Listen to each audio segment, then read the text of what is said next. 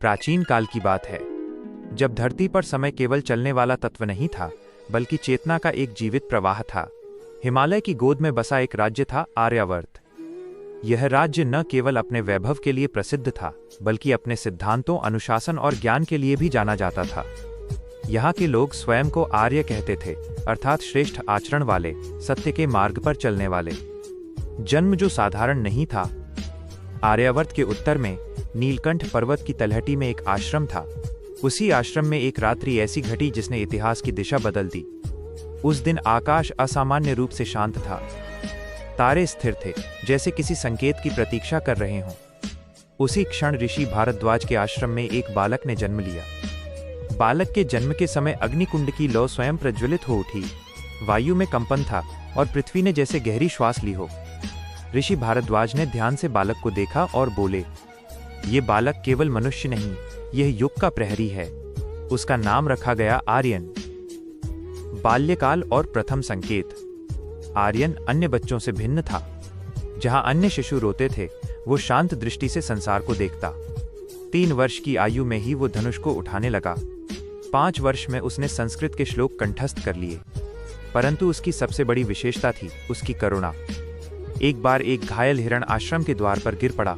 आर्यन ने उसे अपने हाथों से सहलाया। आश्चर्यजनक रूप से हिरण की पीड़ा कम होने लगी। ऋषियों ने इसे प्राण ऊर्जा का संतुलन कहा, एक दुर्लभ क्षमता। 3 गुरु और दीक्षा। 12 वर्ष की आयु में आर्यन को गुरु द्रोणाचार्य के पास भेजा गया। द्रोणाचार्य ने उसे अन्य शिष्यों के साथ नहीं, बल्कि अकेले प्रशिक्षण देना आरंभ किया। कारण स्पष्ट था, आर्यन का मार्ग सामान्य नहीं था। उसका प्रशिक्षण 4 स्तरों में हुआ। 1 शरीर माइनस अस्त्र शस्त्र युद्ध कला योग। 2 मन माइनस ध्यान संयम भय पर नियंत्रण। 3 बुद्धि माइनस नीति रणनीति शास्त्र। 4 आत्मा माइनस धर्म करुणा त्याग।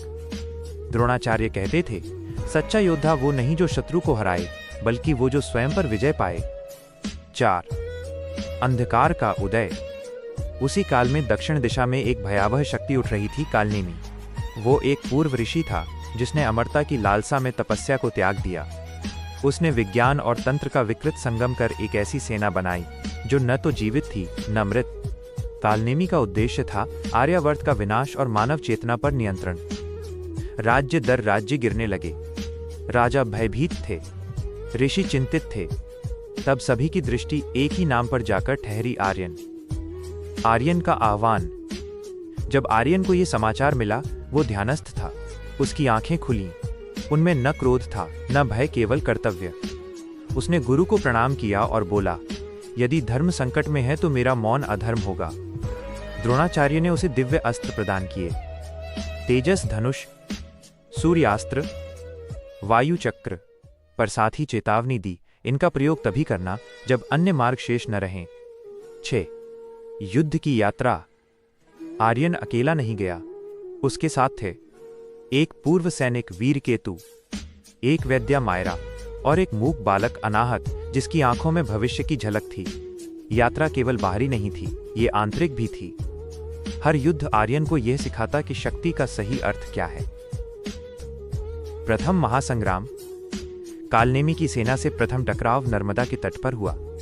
आकाश लाल हो गया, पृथ्वी कांप उठी।